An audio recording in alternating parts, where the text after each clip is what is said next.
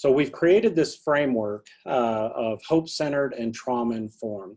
So when we begin to ask ourselves, as we become more and more aware of trauma-informed practice, and we recognize that trauma exists in our classrooms, in our schools, in our communities, the question becomes, what do we do about that? And the answer is, hope is what you do about that. And the science is really good.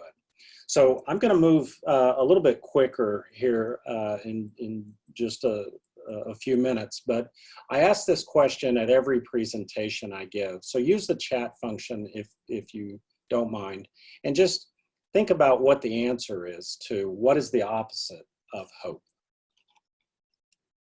So this is the typical answer that I get, and is despair. And while I appreciate your participation, what I'll tell you is you're absolutely wrong.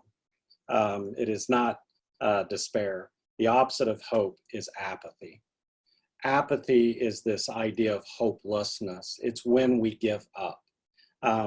It's when I look at a goal and recognize that no matter what I do, I'm gonna fail, so why try?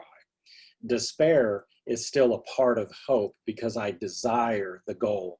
It's just that my pathways are blocked. So what I want you to think about is, in this context of losing hope, is when individuals are in despair, what does desperation look like?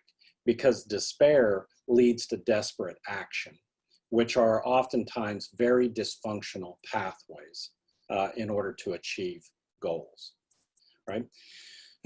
So what we've learned is that when we start to focus on this willpower piece, is this idea that it is really based upon where we have the ability to focus our attention.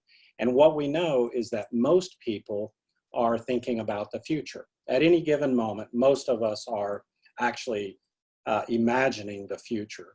However, we may also be reflecting on the past. Research shows, and our studies support this, is that rarely are we present. Most of the time we're either thinking about the future or reflecting on the past. Now, that can be either positive or negative, but here's what we've learned. For high trauma children, most of the time they're worrying about the future or ruminating on the past. And when you're worrying about the future or ruminating on the past, it's difficult to be hopeful, to be thinking about those pathways. And what we find is that children who spend most of their time in worry and rumination, they're suffering. They score much higher on these negative indicators.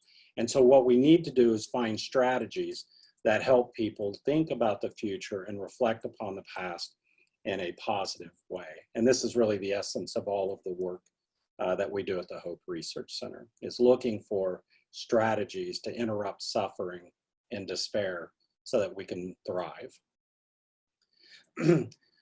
If we think about what's going on with COVID in our experience, we had these pathways, these ways of doing things that we were familiar with. And then the crisis hit, and the fear and uncertainty and the despair.